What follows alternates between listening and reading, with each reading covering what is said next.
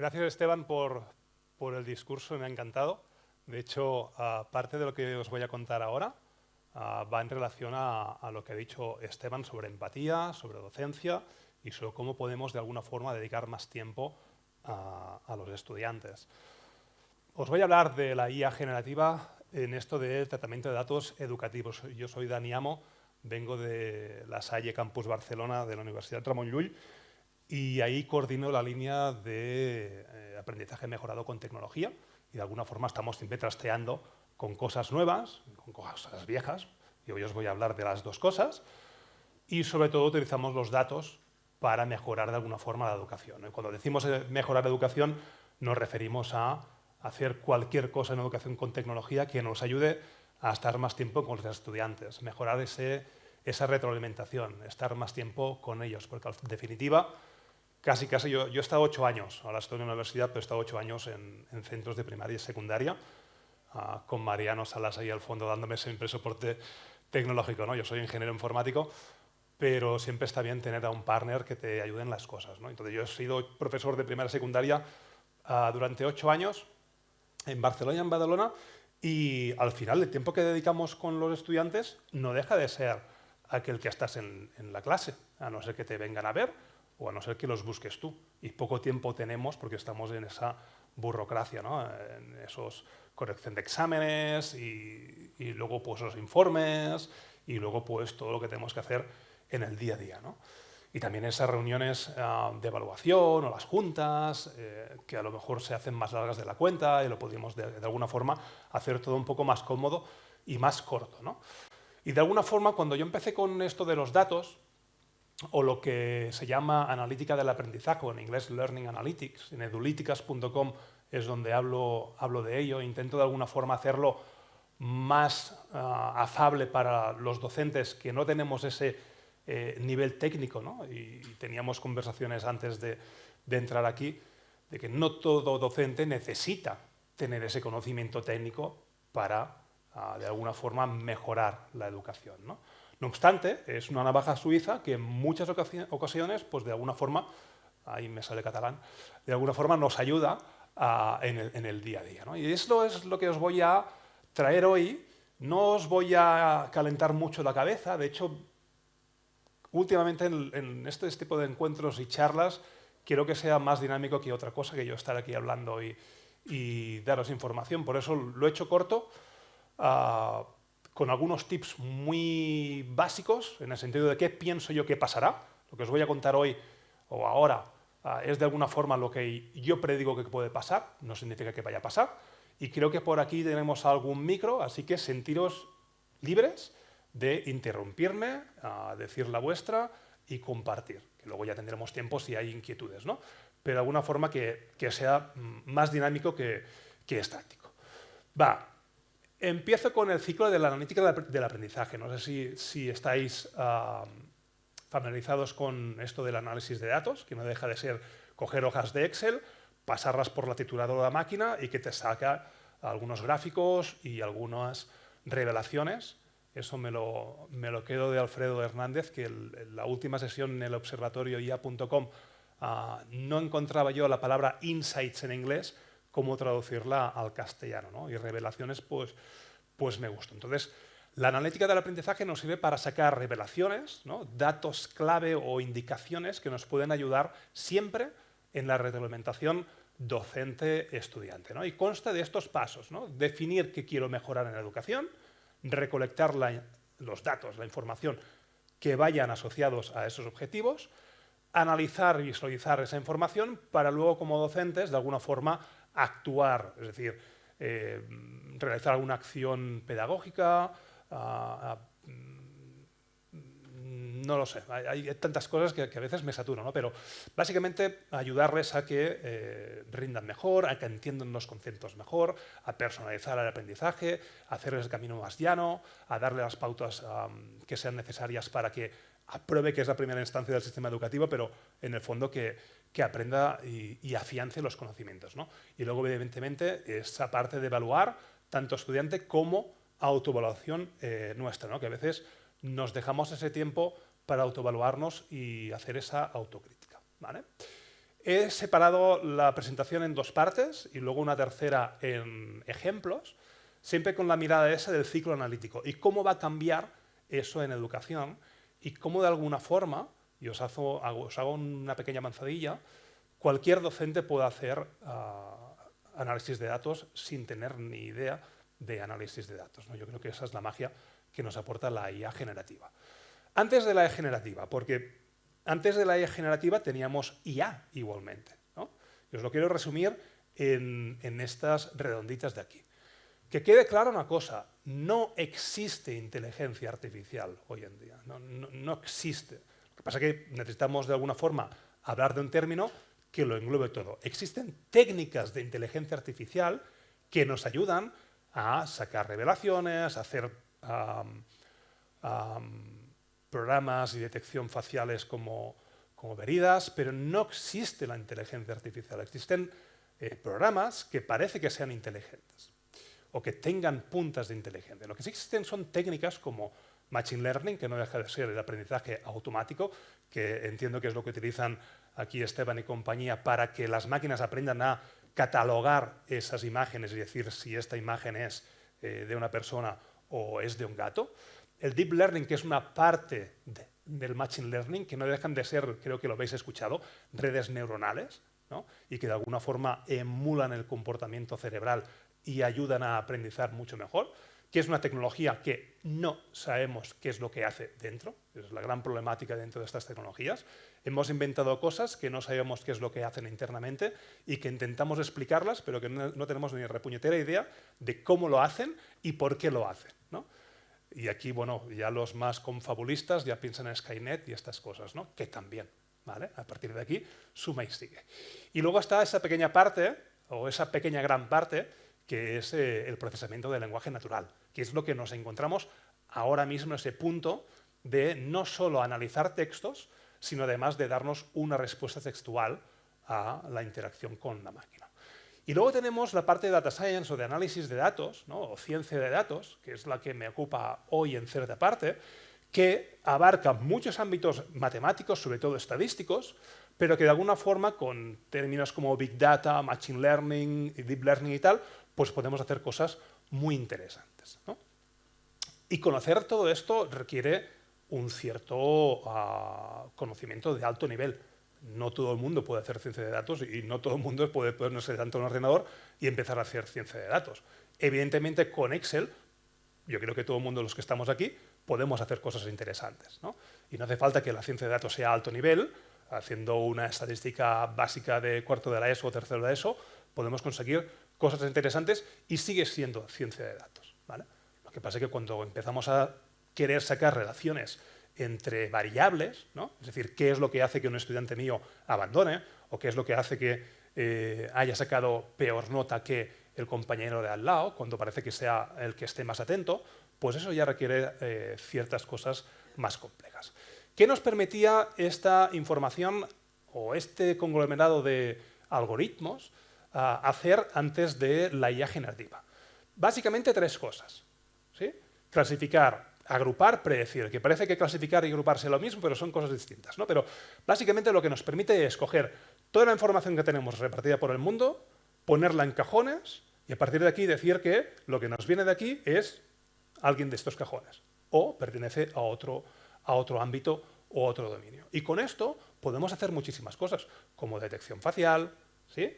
Como detectar si una voz es de hombre o mujer, como detectar a partir del globo ocular, solamente el globo ocular, qué género es esa persona, etcétera, etcétera. En educación, pues podemos hacer muchísimas cosas. Por ejemplo, y estas son algunas de ellas, la lista es interminable porque cada una de estas se podría de alguna forma desglosar en cosas más concretas, ¿no? ¿Qué nos permite esta IA no generativa en educación? Evidentemente, calificación automática, lo que comentaba Esteban. Imaginaros que tenéis, que esto ya se hace, montamos en un Moodle, ¿no? Un cuestionario y ya te lo hace automáticamente, ¿vale? Pero imaginaros que hay texto escrito. Entonces, las máquinas tienen que interpretar este texto escrito, en Moodle esto ya no se hace, tiene que ser ahora el docente el que de alguna forma esté ahí leyendo, etcétera, etcétera, ¿no? Imaginaros pues, que una máquina coja un examen escrito, historia o de lengua o de razonamiento matemático, te lo analice y te diga, oye, está acertando o de alguna forma se va por las ramas, ¿no? Adaptación del aprendizaje, que esto suena muy bonito, ¿no? Que al final no deja de ser también relacionado con contenidos personalizados. De alguna forma, ajustar el nivel de conocimientos al estudiante que tienes ahora, ¿no? Cuando te enfrentas, si ahora nos ponemos todos a estudiar ciencia de datos y nos empezamos a enfrentar con cosas como K-means o algoritmos de agrupación o clustering, pues nos va a reventar la cabeza. Tenemos que empezar con cosas mucho más básicas, ¿no? Estadística descriptiva, medianas, modas, y a partir de aquí empezar a escalar, ¿no? Pues lo mismo con los estudiantes que tenemos. Más o menos, ¿de qué edad son vuestros estudiantes? ¿De la ESO? ¿De primaria? ¿FP? ¿Todos FP? De primaria también, ¿vale? Claro, imaginaos, yo creo que ya en clase estás utilizando herramientas con IA. Kahoot seguro que lo utilizáis, ¿no? Archiconocido, ya tiene cosas de inteligencia artificial. Edpuzzle, ¿lo conocéis? Pues también tiene, ¿no? De alguna forma nos permite afianzar o ayudar o adaptar esos aprendizajes a través de, en este caso, del feedback, ¿no? Tutores inteligentes, darle soporte a los estudiantes. Por ejemplo, Khan Academy, suena a todos, ¿no? Ya tiene el Khan Amigo, ¿no? Pues con el Khan Amigo puedes hacer cosas muy bonitas en el sentido de que el estudiante puede hacerle preguntas, el tutor inteligente, esa máquina que hay detrás, puede de alguna forma dar retroalimentación o ayudarle a que tome ciertas decisiones. Fijaros que siempre, como también decía Esteban, ¿no? Y perdona que te utilice tanto de ejemplo, pero es que pone los puntos sobre las is como tienen que ser, ¿no? Quien toma las decisiones son o los estudiantes o los docentes, ¿no? Las máquinas poco pueden aquí decir, aunque también nos pueden ayudar a prescribir cosas, ¿no? Detección de plagio. Cuidado, no nos volvamos locos con la IA generativa y con la detección de plagios, porque no se puede detectar ahora mismo si un texto está escrito por una máquina o no. Aunque hay muchos intentos, es muy fácil darles la vuelta, ¿vale? Así que cuidado cuando le decimos a un estudiante que ha copiado de una IA, porque no tiene herramientas para defenderse en caso de que sea contrario, ¿vale? Y los estudiantes nos ponemos en reales apuros. Pero ya os digo yo, no sé si yo creo que si ya os habéis encontrado, lees algo hecho por una máquina y dices, esto no es humano, ¿no? Tiene los dejes, tiene los puntos, tiene una cierta forma de escribir que te das cuenta. De hecho, yo he recibido más de un trabajo final de grado escrito enteramente por GPT y te das cuenta perfectamente, porque al final estas máquinas tienen una memoria muy corta y tienes que de alguna forma hilarlo todo muy bien. Si no lo sabes hacer, se nota un montón. Y luego los que sepan Machine Learning y ciencia de datos tienen traducciones como la odisea del aprendizaje automático o el enigma de las redes neuronales. Bueno, hay cosas que saltan a la vista que no son lo que son y es lo de siempre. Si coges lo que te dice una máquina, lo copias, lo pegas, pues tienes un problema. Vendrá un profesor y te va a dar un cachete, ¿vale? Y chatbots, que antes de la IA generativa teníamos chatbots con tecnología muy interesante, ¿vale? Va, que me enrollo. El impacto de la IA no generativa con analítica, ¿vale? ¿Qué nos permite hacer en análisis de datos? ¿Qué nos permite coger datos de un estudiante, tanto cualitativos en el sentido de nuestras observaciones que hacemos en papel, como las calificaciones o accesos a las distintas herramientas como Kahoot, el hecho de que responda muy rápido o muy lento, esto es indicativo de ciertas cosas, ¿no? Los fallos que hace o los aciertos dentro de Puzzle, las interacciones o accesos a los Moodles, que entiendo que aquí también utilizáis Moodles o Google Classroom en su defecto, ¿no? Todos estos datos, ¿no? Que al final no dejan de ser pequeñas bases de datos de comportamiento. Cuidado con la confusión, ¿eh? La analítica del aprendizaje viene del Learning Analytics, que ya sabemos que los americanos son muy pretenciosos y le ponen cosas muy bonitas de nombres a las cosas, pero no estamos analizando el aprendizaje. Analizamos el comportamiento de los estudiantes, ¿sí?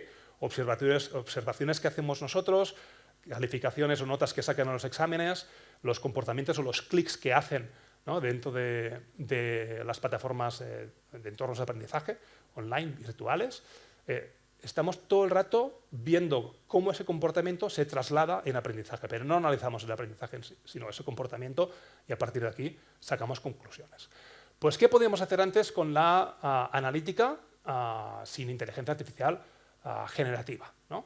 tanto con aproximaciones matemáticas de estadística como con técnicas de aprendizaje automático, de redes neuronales, por ejemplo, análisis descriptivos, ¿sí? Es decir, cómo está ahora este estudiante y por qué está haciendo lo que está haciendo, en cuanto a los datos que le puedo dar, anticiparnos a problemas, ¿sí? Si nosotros cogemos con aprendizaje automático, el Machine Learning nos permite generar modelos predictivos, ¿sí? Es decir, clasificar a los estudiantes a partir del pasado. Y siempre estamos con lo mismo. Cogemos datos del pasado, lo encerramos todo en un modelo matemático que no deja de ser una fórmula matemática con distintas variables y pesos delante de cada una de las variables, que si le damos cierta información nos va a decir si el estudiante pues va a catear o va a aprobar, ¿no? Pero siempre con los datos del pasado. Y cuidado con qué datos le damos, porque si están sesgados, estaremos evaluando el éxito de los estudiantes con modelos de, no lo sé, ¿vale?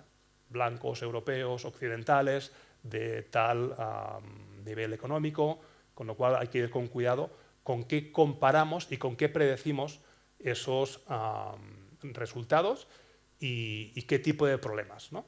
Así que siempre que cojamos datos y los queremos pasar por modelos, tenemos que saber qué modelos o con qué datos están entrenados, ¿sí?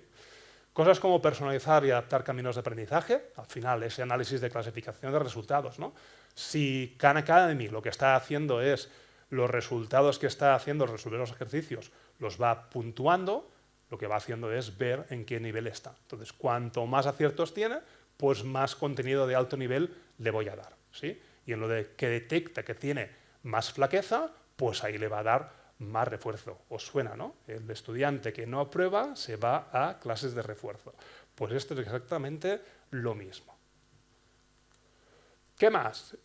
Algunos ejemplos más. Cosas como análisis facial y corporal, que esto ya, si no me equivoco, con la nueva ley o regulación europea, ¿no? Transpone lo que hay ahora y ya no se puede hacer reconocimiento facial o de emociones en educación, a no ser que haya estas 3 excepciones. Ya no se puede, ¿vale? De hecho, en Badalona, donde yo resido, hay un cole que hace el seguimiento de la asistencia mediante este tipo de cámaras, ¿no? Y cuando van entrando los estudiantes, pues el sistema va diciendo, este está aquí y ese pues no ha venido. Y el mensaje es automático a los padres. Pues esto, con la nueva regulación, ya no se puede. Pero puedes saber muchas cosas. Cuando en tiempos de pandemia, ¿sí? No es lo mismo tener los alumnos en clase que los ves a todos. Que uno bosteza, que el otro se estira, uno se levanta, Pepe, estate quieto, no te levantes tantas veces, te levanto 3 veces a la calle, ¿no? En online, que los tienes todos en una pantalla y a veces es más complejo seguirles la pista, porque a veces las herramientas que tenemos te muestran 15 en la pantalla y 15 que no están, ¿no? O estás haciendo una presentación y ya no los ves, o en FP Online, ¿no? Hay distintas casuísticas. Que tengas un asistente que te vaya diciendo, tienes unos estudiantes que no los estás viendo en pantalla, pero que se han ido, que ya no están en la cámara, pues creo que es bastante interesante. O que te digan, estás metiendo una chapa que los estás perdiendo a todos, ¿no? Más o menos yo os voy viendo, entonces voy intentando cambiar el discurso. Pues imagínate que tengas el semáforo, ¿no? Que te diga, que estos chavales los estás perdiendo, ¿no? Y más en FP y en estas edades que son tan divertidas, engancharlos con el contenido que los damos.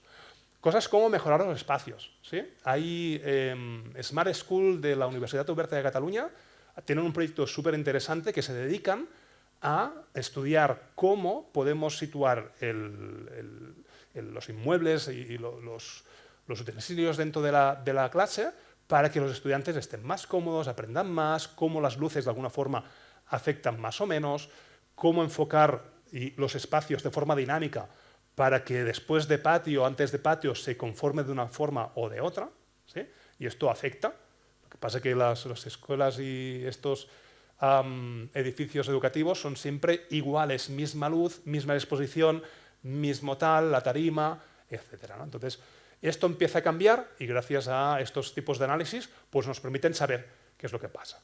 Análisis de sentimiento, ¿no? Es decir, cómo se siente. No sé si habéis visto por internet que hay una banda, ¿no? Que pone a la luz y te dice si el estudiante está concentrado o atento. Bueno, aberraciones de estas hay un montón por todos sitios, ¿no? Yo digo lo que se puede hacer, no lo que me gustaría que fuera en las clases, ¿eh? Que soy un flipado de estas cosas, pero a veces nos pasamos de la raya. Tengo 2 hijas de 12 y 8 años fantásticas, que si las veo con el trasto es como de rollo Black Mirror. Y luego, pues, por supuesto, recomendar o incluso prescribir, ¿vale? A partir, lo digo siempre, análisis de comportamientos. No estamos analizando el aprendizaje. Si te tendrías que meter dentro del cerebro, que de alguna forma ya podemos, pero tendrían que ir todos con esta banda y analizar las ondas cerebrales, ¿no? Pero fijaros lo que pongo al final, ¿no? En este click stream. El click stream no deja de ser los clics que hacen los estudiantes en las plataformas, ¿no? De hecho, nosotros hicimos un estudio con Scratch, sabéis, ¿no?, que es Scratch, la programación por bloques, y ahí, mediante Machine Learning, vimos qué estudiantes eran más de diseño, otros más de desarrollo, otros más de eventos, y podíamos perfilar a los distintos estudiantes, ¿no? Que esa es otra de las cosas que nos permite hacer la analítica de aprendizaje, generar perfiles, que más o menos en la aula ya sabemos cómo, de qué pie gastan, ¿no? Pero las máquinas de alguna forma cogen información adicional fuera de nuestra aula, que somos en parte ciegos de lo que pasa en otras aulas, y nos permiten decir, pero pues este estudiante tiene este tipo de perfil, ¿no? Y que sepas que a las 12 del mediodía, después de patio, te la va a liar parda. Y esto es interesante, ¿vale? Disculpad tantos textos, ¿vale? Pero esto es como un pequeño repaso de lo que necesita alguien para tratar datos educativos, ¿sí? Y, por supuesto. Así aprovecho para tomar agua.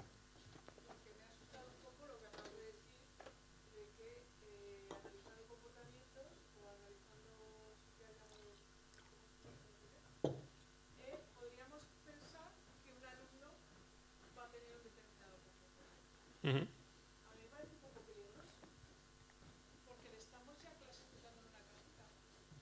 Sí.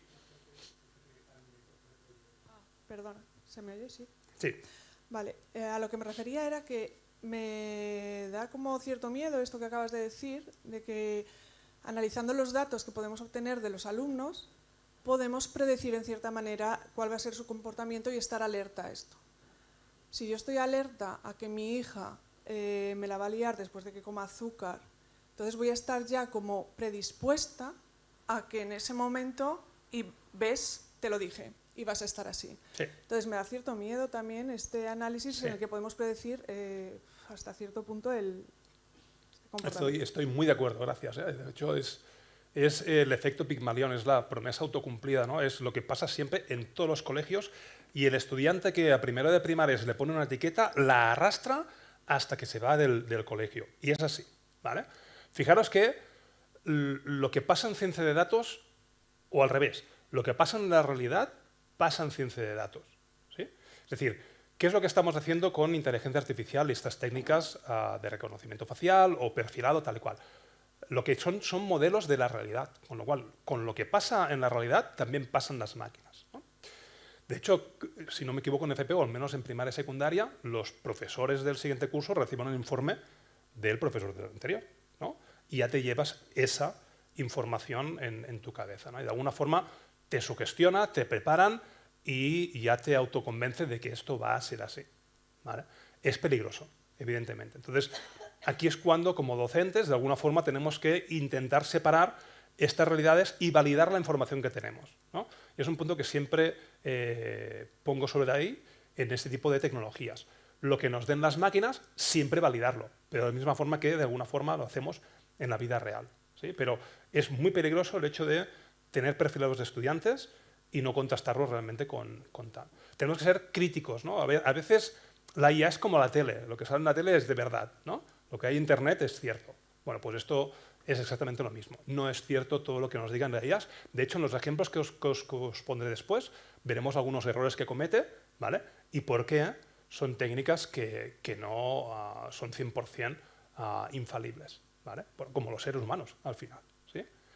Aunque el porcentaje de error sea muy pequeño, puede estar ahí. Entonces, esos falsos positivos o falsos negativos, de alguna forma, tenemos que ser capaces de lucharlos. Sí, yo creo que ese pensamiento es lo que tenemos que tener, ¿sí? Esa crítica y autocrítica, tanto para nosotros como los compañeros que nos puedan dar cierta información, ¿vale? Bueno, al final, esto no deja de ser la diapo resumen de lo que necesitamos para ejemplificar que realizar técnicas de análisis de datos pues tiene su complejidad, ¿no? Y que no todo el mundo pues lo domina y no tiene por qué dominarlo, ¿no? Pero si quisiéramos nosotros mismos, sin ayuda de nadie, hacer análisis de datos, necesitaríamos un montón de conocimientos. Y esto es como un pequeño resumen de lo que hay, ¿vale? Fijaros que lo que marco es la interpretación, ¿sí? Porque al final es la capacidad o la habilidad que tenemos que tener los docentes para salirnos con la nuestra en esto del análisis de datos, ¿sí? Interpretar. Así que, para ir cerrando esta parte, nos quedan solamente 3 opciones, en resumen, grandes rasgos, para aplicar analítica de aprendizaje en el aula. O aprendemos nosotros a hacerlo, o utilizamos soluciones existentes, o lo subcontratamos, ¿sí? Que yo creo que la gran mayoría de veces es subcontratar, ¿vale? O utilizar herramientas que nos permitan, ¿no? Kahoot, por ejemplo, nos saca ese mapa de calor con los verdes, rojos, y ahí podemos ver cosas, ¿no? Nosotros, por ejemplo, en La Salle hemos creado una herramienta que se llama Moodle Learning Analytics, que lo que te hace es los logs de Moodle, los descargas, los ingesta a la máquina y te saca visualizaciones, ¿eh? Muy sencillas, desde comportamientos a lo largo del tiempo, cuántas veces ha entrado en esta actividad, qué tipo de actividad ha hecho el estudiante, este no ha accedido nunca y este de aquí pues lleva el ritmo como una máquina, ¿no? Y te puedes dar cuenta de cuánto tiempo está dedicando, ¿no? Quizás un poquito más de resumen pues serviría, ¿no? Fijaros que estamos hablando siempre de números, números, números y gráficas, no hay nada textual, ¿sí? Aquí tenemos que saber interpretar estos números y a mí que me perdonan, a mí me gusta esto, es una auténtica pérdida de tiempo tener que coger esto y ahora tengo que cogerme los números, las gráficas, perder el tiempo e interpretarlo y tal y cual, ¿no? Si ya no tenemos el tiempo el día a día, ¿cómo vamos a coger estos gráficos y sentarnos a ver cómo esto, y gráficos para cada uno de los estudiantes? ¿Cuántos estudiantes tenéis? ¿30 en el aula? ¿Cuál es la ratio de FP? Depende. Entre 20 y 30, ¿no? Quizás. Y no tanto.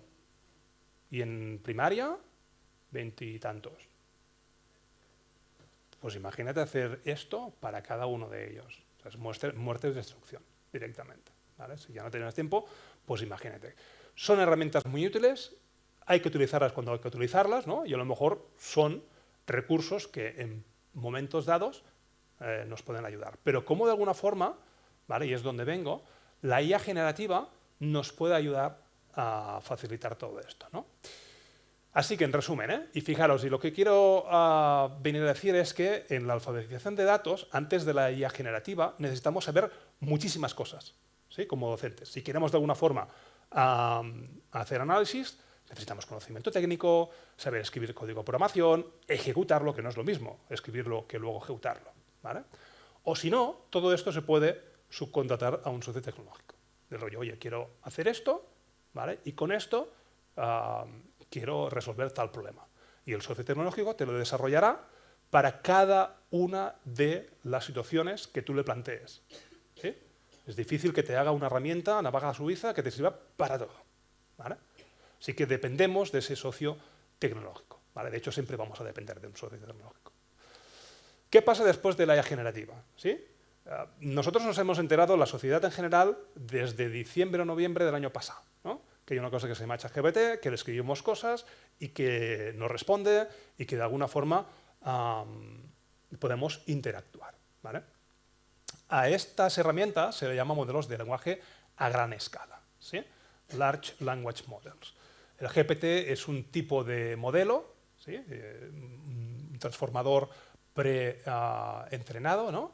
Que de alguna forma, y generativo, que de alguna forma recibe un montón de información del ser humano. Hay una base de datos que se llama La Pila y ahí hay todos los vídeos de YouTube, todos los libros clásicos, un montón de ciencia humana, social, técnica. La Pila se le llama. Entonces estos modelos, estos machine learnings o redes neuronales concatenados uno detrás de otro, lo que hacen es, cogen todo esto, se lo comen y luego te generan un modelo matemático, ¿sí?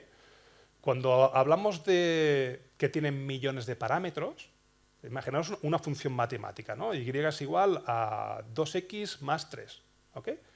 Las x es un parámetro. Entonces, cuando nos dicen este modelo tiene 165 billones americanos de parámetros, significa que tiene 165 millones de x, más un número delante. Este número es el peso y es lo que hace que el resultado matemático sea todo este texto predictivo, ¿vale?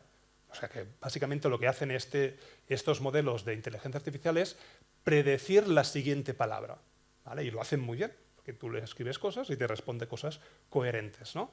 Que no significa que sean correctas, pero son muy coherentes, muy sugerentes y que te gusta cómo escriben. Pero lo que nos aprovecha o que lo que nos acerca y lo positivo de estas nuevas tecnologías es que nos podemos comunicar con las máquinas sencillamente sabiendo leer, escribir o hablar, ¿no? Ahora Mariano me enseñaba un plugin que se llama Talk to ChatGPT, ¿verdad?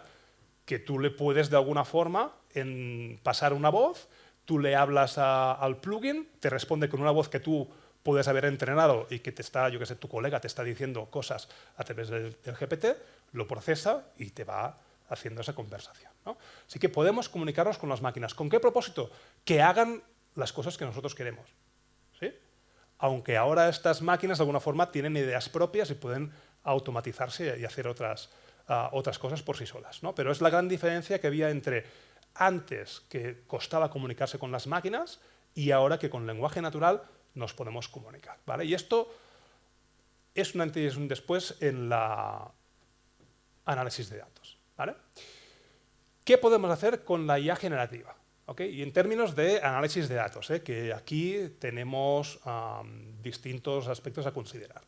Primero, las IAG, las inteligencias artificiales generativas, generan texto, ¿sí? Imágenes, vídeo, audio, pero básicamente en educación ahora mismo nos es muy útil esta generación de texto. Permiten generar código y sobre todo no pueden ejecutar código, ¿sí? Es decir, las primeras versiones, de hecho, todas las versiones de GPT, ChatGPT o cualquier tipo de modelo, a no ser que esté completamente entrenado para ello como Copilot. ¿Os suena Copilot? Bueno, pues ahora lo tendréis hasta en la sopa, porque Windows va a meter Copilot en todos sitios, ¿no? Copilot es el modelo de lenguaje a gran escala de Microsoft, que lo van a incluir en toda la suite Windows, ¿sí? De forma que lo tendréis ahí disponible, ¿vale? Y podréis interactuar con la máquina mediante preguntas, mediante palabras, mediante el lenguaje natural, ¿vale? Pero los IAG generativos de texto como ChatGPT no son capaces de interpretar código, ¿sí? Y esto es una limitación, ¿vale? Con lo cual, pasamos a una fase donde, fijaros que antes de la alfabetización de datos necesitabas como mínimo 5 puntos, ¿vale? Que era, por ejemplo, la creación de código. Esto ya te lo ahorras, ¿sí? Los que aquí sois más tecnológicos, ya con la IA, si tenéis que desarrollar código, pues yo, por ejemplo, que soy informático y me paso el día generando código, pues hay muchas cosas que me la genera la IA y ya no lo voy a hacer. A mí lo que me gusta, y creo que la mayoría de ingenieros informáticos, es la ingeniería del software. Pensar cómo un problema lo podemos solucionar. Cuando lo has pensado, esto al final lo tienes que picar, ¿no? Y traspasar a las máquinas. Pues este paso, que me lo haga la máquina. Y yo soy el humano que piensa y la máquina que automatice ese pensamiento, ¿no? Pues esa parte de codificar ya me la puede hacer la IA generativa, ¿vale? Pero como no puede ejecutar código, pues lo tengo que hacer yo. Así que como docente tengo que saber cómo se ejecuta ese código que me da, ya sea en Python, en JavaScript, en lo que sea, ¿vale? Sin quitar, y pongo en negrita, esa capacidad de comprender e interpretar resultados, ¿ok? De alguna forma siempre tendremos que tener esa capacidad. Y luego los socios tecnológicos, esos que ejecutan esas herramientas para nosotros, pueden utilizar estos LLMs para potenciar su herramienta, porque al final siempre hay esa dependencia, ¿sí? Si no eres un docente que tengas esa alfabetización de datos, pues alguien te lo tiene que hacer, ¿vale? No sé si se me ve por dónde quiero ir, ¿vale?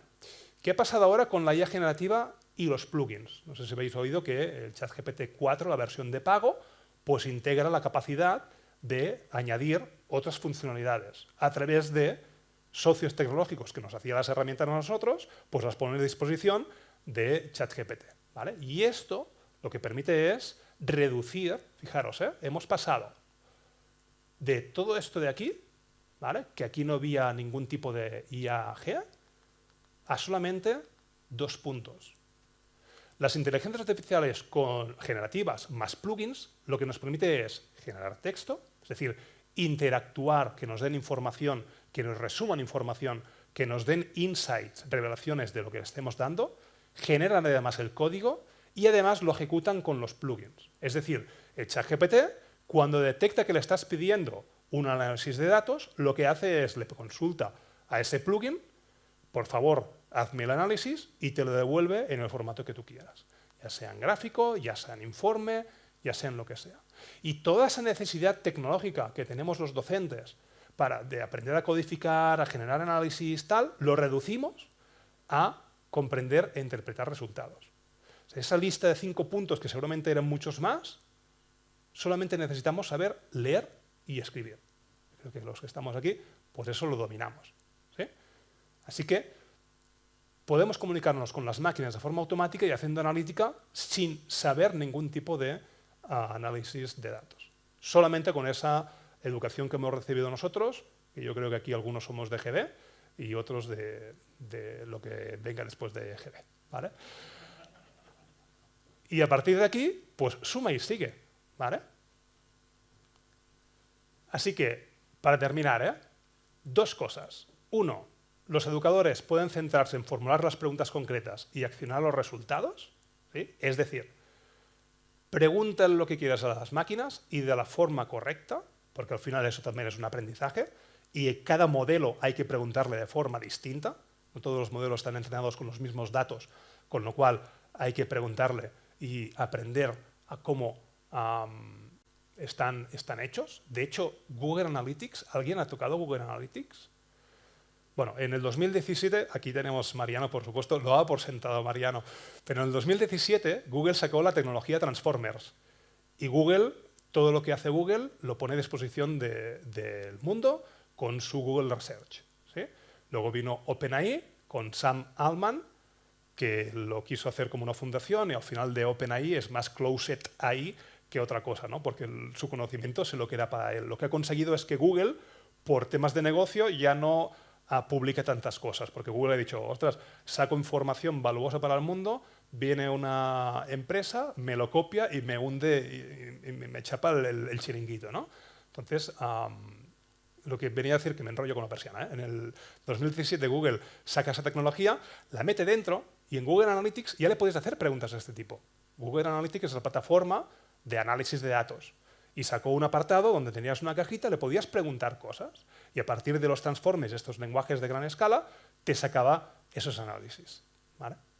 Quizás no ha tenido tanto éxito porque si nadie ha oído hablar de Google Analytics con esa cajita, es que no lo entrenaron suficiente. ¿Vale? Pero lo que vengo a decir es que preguntándole cosas o lo que se viene a decir, torturando suficientemente a las máquinas, te consigues que te digan lo que tú quieres, ¿no? Y además esto es automático. ¿Vale? Y el segundo punto y último es que conseguimos que esta analítica del aprendizaje se vuelva transparente. ¿Sí? ¿Que tenemos que estar haciendo análisis del aprendizaje continuamente? No, pero cuando sea necesario. ¿Cuándo es necesario? Cuando tengas un montón de datos y quieras ver otras realidades que tú tienes en el aula. ¿Sí? ¿Hay que hacer análisis de datos? Los docentes no tienen por qué hacerlas, si no quieren. Y me repito como el ajo. Úsala cuando quieras y cuando creas que es conveniente. ¿Vale? En el mundo universitario esto es básico, porque es quizás menos impersonal. En nuestro caso, en La Salle, somos muy próximos a los estudiantes. Yo soy tutor, yo tutorizo 50 estudiantes y cada semana me veo con cada uno de ellos haciendo mentoría, tal y cual. Pero hay universidades que no hay este papel de tutor, con lo cual van solos. Y las universidades funcionan porque tienen matrículas, ¿no? Entonces es interesante saber cuántos abandonan, cuál es el motivo, cómo podemos rescatarlos, ¿no? Quizás no es una problemática tanto en escuelas, o quizás también, pues esto nos permite de alguna forma saberlo, ¿no? En cuanto al docente, yo creo que es interesante que toda la información, no solo la que genera el estudiante en nuestra aula, sino lo que viene de alrededor, ¿no? Esa información colateral, es interesante pasarla por las máquinas y que nos dé cosas, ¿no? A veces nos explica cosas de comportamiento de los estudiantes. Algo que ha pasado en el patio o algo que ha pasado en la clase anterior con otro profesor me está afectando en la mía, ¿no? Y esto a lo mejor nos lo puede decir, ¿vale? Pero la idea que quiero que os llevéis de esta presentación de hoy es que, y quizás ahora no porque estamos muy, en catalán me gusta la palabra que es basarolas, en los inicios, ¿no? Estamos en algo muy incipiente que nos puede ayudar a hacer cosas interesantes y volver esto absolutamente transparente, ¿vale? A partir de estas IAs. Evidentemente, ahora mismo son de pago, pero ChatGPT, el Plus, pues te vale esos 20 euros al mes, ¿vale? Pero yo os invito a que lo utilicéis. Si utilizáis ChatGPT 3.5, cuando utilicéis el 4, os va a explotar la cabeza, porque es otro nivel, ¿vale? Es otra cosa completamente distinta. El raciocinio, las cosas que dice, cómo lo dice, es de otro nivel. Y al final, ¿para qué nos sirve todo esto de aquí? ¿Qué quiero decir con que la analítica es transparente? No sé si me estoy yendo de tiempo, ¿eh? Si no, ya me... Vale. Informes. O sea, ¿qué es lo que seguro que entendemos? Informes. O sea, a mí me das un gráfico, lo tengo que interpretar, tengo que dedicar tiempo. Ahora, si me das un párrafo descriptivo, resumen, de lo que pasa, me lo leo en un segundo y ya lo entiendo, ¿no? Entonces, ¿qué tipos de informe tenemos? Un montón. Situación, seguimiento, de abandono, de rendimiento, comparativo entre estudiantes. Imaginaos coger, no sé si trabajes con Google Docs, ¿no? Pero imaginaos coger las interacciones que hacen los estudiantes en Google Docs y ver en análisis. ¿Sí? Yo hice un plugin que se llamaba, no me acuerdo cómo se llamaba, Analytical... Mariano, ¿te acuerdas cómo se llamaba mi plugin? Imagínate, ¿eh? Analítica con... Le pregunto a la IA, ya le pregunté después. Bueno, pues cogí un plugin de Google, una extensión, que te permitía de alguna forma analizar, ¿no? Todo esto, o sea, algo de analítica con Google Docs, ¿vale? Y te decía quién había participado más, quién había participado menos, quién era el que llevaba la batuta andante, cuántas cosas. Imaginaros que tú le preguntas a Google Docs, ¿cómo ha ido el trabajo? ¿Sabes? ¿Quién le ha dedicado más tiempo? ¿Cuál es la calidad de escritura de estos estudiantes, ¿no? ¿De qué forma están interactuando entre ellos? Y ahí lo ves, ¿no? De hecho, mira, me viene a la cabeza un caso de bullying con Google Docs, donde los que hacían bullying tenían un código de colores y de palabras que gracias al Machine Learning se pudo detectar, ¿no? Entonces, es interesante ver cómo estas analíticas nos ayudan a hacer muchas cosas, ¿no? Pero bueno, aparte de mi mal memoria, esto que no me falla, los informes te permiten saber muchísimas cosas. Así que estamos pasando de un análisis de datos duro a una visualización de datos que hay que interpretar a un informe textual, ¿vale? Que de alguna manera lo podemos entender en un segundo. No hay que perder tanto tiempo, ¿vale? Y en una hoja nos puede generar un informe de toda la clase. No hay que ver 30 gráficos o 200 o 50 gráficos, porque son 2 por 25 que tenemos en clase, ¿no? Me refiero que con solamente escritos podemos ver muchas cosas, ¿vale? Os pongo ejemplos, ¿sí? Que espero que no parezcan ciencia ficción, ¿vale? Pero más o menos lo que se puede realizar ahora mismo con esto de la IA, ¿vale? Y creo que como último, esa comparación, ¿vale? Empecé la charla con este ciclo de la analítica, ¿vale? Donde tenemos definir, recolectar, analizar. Y ahora la IA generativa nos lo cambia, ligeramente, pero nos lo cambia, ¿vale? Tenemos un tercer paso que es analizar y visualizar. Si el análisis y la visualización se la dejamos a las máquinas, esto se convierte en pedir y leer, ¿sí? Evidentemente, nosotros tenemos que definir esos objetivos. Yo quiero conseguir esto, ¿vale? Quiero saber esto de estos alumnos o de este alumno, ¿vale? Con lo cual, con estos datos que he recoleccionado, dame esta información. Te saca el informe, lo lees y a partir de aquí actúas o no actúas y evalúas todo el ciclo, ¿sí? Pero la idea es que el analizar se va a acabar. Eso es como un anuncio. Hay un anuncio que... Bueno, pedir y leer, ¿vale? Vamos a ello, ¿sí? Venga. Prompt. Ya sabéis que en estos modelos del lenguaje, como ChatGPT, le tenemos que dar indicaciones, ¿no? Que en inglés se llama prompt. Pues estas indicaciones pueden ser tan cortitas como crear un informe descriptivo para los datos del estudiante introducidos en formato Excel. Es decir, yo cojo mi Excel, lo copio y lo pego en ChatGPT y le digo, créame un informe descriptivo, ¿vale? Podríamos introducir un prompt o un indicador mucho más extenso. Eres ahora un experto en análisis de datos, te voy a introducir unos datos, por favor ayúdame a hacer el análisis porque es interesante, lo necesito para esto, ¿vale? Darle contexto a las máquinas, ¿ok? Pero con un prompt tan sencillito, oye, pues te saca, ¿vale? Esto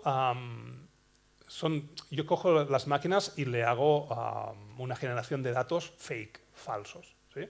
Para eso sirven de forma ideal. Le pides al ChatGPT que te genere un conjunto de datos falsos y a partir de aquí los puedes analizar, ¿no? Y ves pues, las posibilidades. Pues le dije, oye, hazme unos datos falsos de un estudiante de carrera con los 4 últimos años y luego genérame un informe descriptivo de la situación. ¿Qué es esto, no? Y te saca. Esto ya va mucho más allá de lo que hemos visto de estos gráficos y esa herramienta de Moodle Learning Analytics, ¿no? Entonces yo creo que esto nos ahorra muchísimo tiempo, ¿vale? Otro más. Hazme un informe de seguimiento, ¿ok? Con los datos relacionados con las asignaturas y los créditos pendientes. Pues exactamente lo mismo. Cógeme esta información, ¿vale? Trabájala. Fijaros, aquí debajo en verde os pongo qué herramientas he utilizado, ¿vale? Antes he utilizado el Open Assistant. Open-assistant.io es un entorno online entrenado por personas como nosotros, civiles, ¿vale? Utilizando el modelo de Facebook. A Facebook, el departamento de Meta, se le escapó el modelo que estaban elaborando en el laboratorio y hay alguien que lo está utilizando. Y en Open Assistant lo puedes utilizar con distintos niveles de precisión, originalidad, tal y cual, ¿vale? Y es gratuito y no pagas. Y tiene plugins, ¿vale? Es como un ChatGPT, pero para esa lucha reivindicativa contra las empresas que tienen el poder. ChatGPT 4 pues nos da cosas como estas, ¿no? Es decir, oye, que este estudiante pues está progresando, ¿vale? Pero en métodos de análisis de algoritmos tiene de alguna forma un problema. Así que te recomiendo que le hagas un seguimiento e incluso, ¿vale? Que le expliques cómo prepararse, ¿no? Dice, proporcionarle orientación adicional sobre cómo prepararse para la convocatoria extraordinaria, ¿no? En caso de que vaya a suspender. ¿Sí? Este es el ejemplo de la analítica de aprendizaje cuando un docente coge los resultados y los interpreta. ¿Sí? Yo creo, como decía Esteban, no nos sustituye, de alguna forma nos potencia, ¿no? Si tenemos una máquina que nos da estas revelaciones, pues oye, me ahorra tiempo para poder tener una conversación con el estudiante, ¿sí? Que es lo que está diciendo la máquina, proporcionar la orientación adicional. ¿Okay? Esa es la idea. Otro, agrupamos a los estudiantes en niveles de rendimiento. Yo le pago, en este caso le pasé creo que un CSV, ¿vale? Con distintas columnas y calificaciones variadas, y él coge, utilizando un plugin de Wolfram, ¿os suena? wolframalpha.com, ¿sí? Pues una página web donde puedes realizar cálculos matemáticos, entre otras cosas muchas más. Pues ChatGPT 4 con un plugin se unen, con lo cual mi prompt y los datos se los paso a Wolfram. Y a partir de los cálculos que hacen, me saca esta información, ¿vale? Y me está cogiendo los estudiantes y me está diciendo, oye, que este grupito de aquí necesita ayuda, estos van bien y estos dales más caña, que van por encima de la media, ¿vale? Un poquito el rollo de este, ¿ok? Pero ya podemos hacer cosas más complejas, ¿vale? Aquí, créame un gráfico de las interacciones dentro del log de Moodle. Ya sabéis que en Moodle, en vuestras asignaturas, podéis descargar las interacciones en formato log. Un log no deja de ser un fichero de texto con información de las acciones que realiza alguien en un sistema, ¿vale? Pues el Moodle logs.csv, que es absolutamente inventado, utilizando el plugin Noteable, ¿vale? Y el ChatGPT 4 te puede hacer cosas muy interesantes, ¿vale? ¿Por qué en este caso utilizo Noteable y no utilizo Wolfram Alpha? Porque cuando tienes muchos datos, ¿sí? El ChatGPT 4 no tiene suficiente ventana de memoria para acordarse de todos, ¿vale? Con lo cual te los corta y no te saca los resultados que tocan, ¿vale? Notable es una plataforma externa, ese socio tecnológico que se ha reinventado en desarrollar herramientas como Moodle Analytics que os he enseñado ahora, ¿no? A plataformas online, le subes ahí los ficheros CSV, Excel y le dices a ChatGPT, búscame esos archivos y analízamelos con lo que yo necesito, ¿vale? Y te saca un gráfico fantástico de las interacciones de cada día en el mes de mayo de 2023, ¿vale? Eso para los técnicos, por ejemplo, en las plataformas de Moodle es oro, porque te dicen qué temporadas hay más picos, con lo cual puedes de alguna forma, a través de la analítica de aprendizaje, ver cuándo necesitas subir más RAM, más CPU, más recursos para que no se caiga Moodle. No sé si utilizáis Moodle, pero cuando se cae es horrible. O cuando te sale el mensaje de ha habido un error con la base de datos, a mí se me para el corazón, digo, he perdido todos los datos, ya está. Ya vuelta a picarlo todo, ¿vale? ¿Qué más? Pues te puede comparar, ¿no? En este caso, ese Moodle Lock pues, tiene distintas acciones de los usuarios, que es crear, borrar, tal, y te puede sacar los gráficos. Estos gráficos no dicen nada porque al final, tal, ¿no? Pero en una situación real, ostras, pues te pueden decir muchísimas cosas, ¿no? Lo que comentábamos antes, ¿cuál de los estudiantes es el que está interactuando más en mi plataforma? ¿Vale? Y esto es, bueno, mano de santo. O sea, mis estudiantes que no acceden en el eStudy, que es nuestro Moodle, le llamamos así, o sea, es cateado seguro. ¿Por qué? Porque no está ni mirando los contenidos, ni está interactuando en los foros, ni está haciendo lo que tiene que hacer, ¿vale? Con lo cual, a mí estos indicadores, a mitad de curso yo envío correos. Es ese feedback de los docentes, ¿no? Oye, que creo que tienes algún problema. Y si son mis tuturados, pues con más razón. ¿Sí? ¿Cómo te ayudo? Nos vemos, de qué forma puedo ayudarte a tal, ¿no? Y luego pues ves que hay ciertas problemáticas personales, etcétera, etcétera, que hacen que no pueda entrar. Y a partir de aquí, pues, engranas la máquina, ¿no? Que para eso es educación. ¿Qué más? Un prompt, a partir de los datos introducidos, indica qué información contiene y qué análisis podemos realizar. ¿Ok? Esto, otra vez, ChatGPT 4 y el plugin Notable. ¿Ok? Bueno, pues me coge los datos y dice, parece, y lo acierta, contener información sobre los estudiantes, incluyendo sus calificaciones y si han abandonado o no. Efectivamente, es un dataset, una base de datos, que tiene columnas de distinta información y te dice, bueno, pues podríamos hacer cosas como esta. ¿Vale? ¿Te parece que vayamos a explorar estos puntos?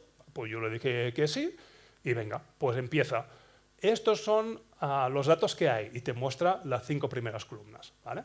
En UK tienen unas cosas que se llaman Polar, MSOA, GCC, que no deja de ser puntuaciones de las distintas zonas geográficas en cuanto a el paso de los jóvenes a la universidad. ¿Sí? Aquellas zonas puntuadas un 5 quiere decir que mucha población joven participa en la universidad y aquellas puntuadas con un 1 significa que pocas personas se mueven a la universidad. ¿Vale? Pero es que además, en análisis de datos, en una de las columnas de tanto texto que he puesto, hay una cosa que se llama limpieza de datos. Antes de empezar a trabajar los datos de forma analítica, tienes que transformarlos. Decirles a las máquinas los datos y dárselos bien limpitos, ¿no? Pues esto es automático. Fijaros que aquí le pongo, esto es muy friki, pero los valores NaN, que no son números, ¿vale? Han sido reemplazados por 0. Porque yo os lo he dicho antes, si encuentras algún valor incorrecto durante el análisis, pónselo como si fuera un 0. ¿Vale? Esta limpieza de datos ya no la tengo que hacer yo manualmente antes. En el prompt ya se lo digo.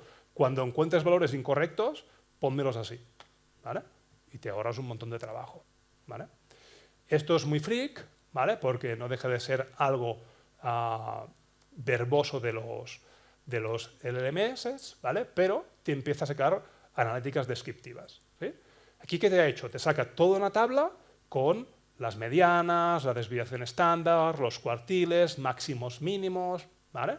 Pero obviando esto, que le puedes decir, no me saques esta fricada, ¿vale? Aquí tenemos un párrafo que te dice, oye, esto parece interesante, ¿vale? Y que la edad media de los estudiantes es aproximadamente 20,4 años y que la edad varía de 0 a 44, ¿vale? Te está diciendo cosas interesantes. Aquí te ha sacado pocas cosas, ¿vale? Pero que, fíjate, parece ser medidas de rendimiento académico. Aquí no la acierta porque no entiende qué es esto del Polar, ¿vale? Pero si esto le dices, ahora hazme un informe de esto de aquí explicándome estos valores, te saca todo un párrafo dando la explicación. No necesitas perder el tiempo sabiendo que son los cuartiles, el STD, etcétera, etcétera, ¿vale? Hacemos ese análisis transparente, ¿vale? Lo mismo que esto. Esto es el primer paso que realiza cualquier data science.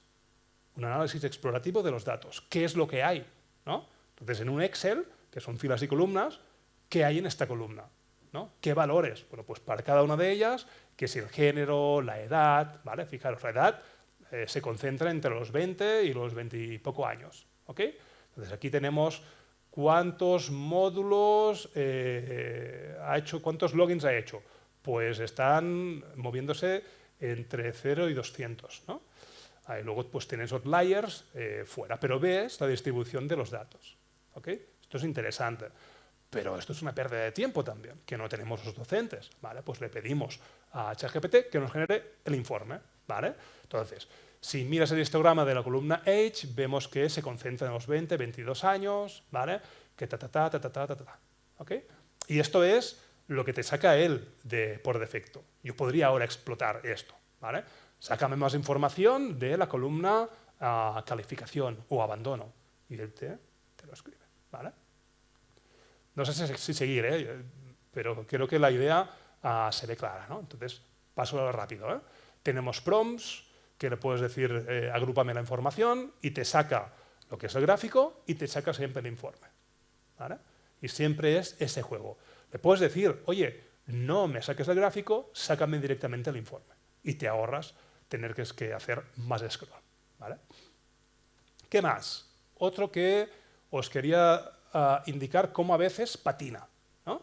Aquí tenemos un gráfico de sectores donde tenemos un 38,5%, ¿vale? Para aquellos que están entre 20 y 30 años y un 41,4% entre 30 y 40 años. Fíjate, aquí te dice.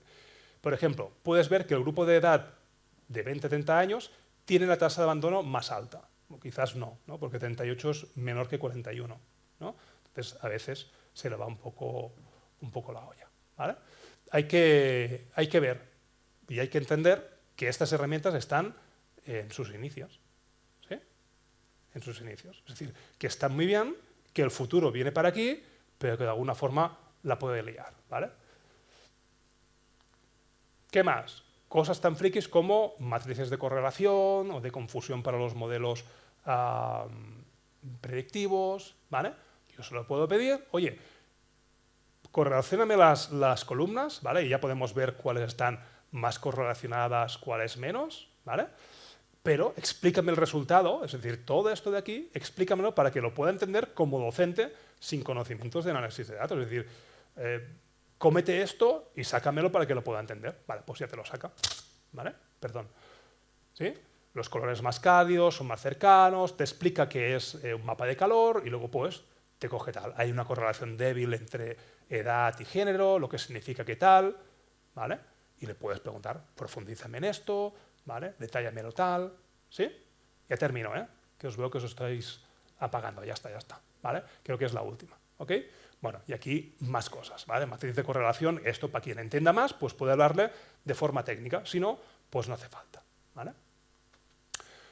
Y nada, terminar con esto, es decir, el ciclo de la analítica pues se transforma y creo que he intentado de alguna forma ejemplificar, ¿no? Que pasamos de análisis de alto nivel a cosas como un par de frases para que nos saque esos informes y leyendo, pues de alguna forma podemos sacar esos resultados y revelaciones, ¿no? ¿Qué paso estamos? Y tener más tiempo a colación de lo que decía Esteban, tener más tiempo con los estudiantes, que para eso somos docentes, ¿sí? Muchas gracias.